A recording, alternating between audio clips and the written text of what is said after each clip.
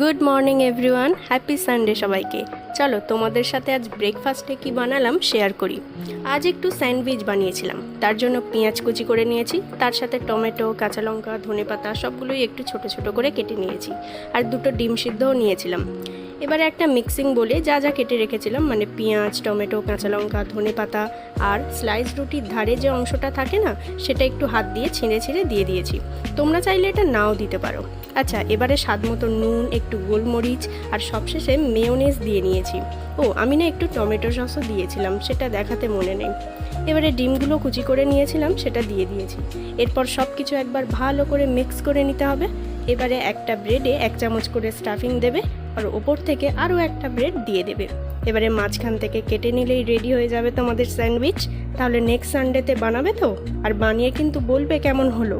রেসিপিটা ভালো লাগলে একটা লাইক করে দিও। তাহলে দেখা হচ্ছে পরের ভিডিওতে। বাই।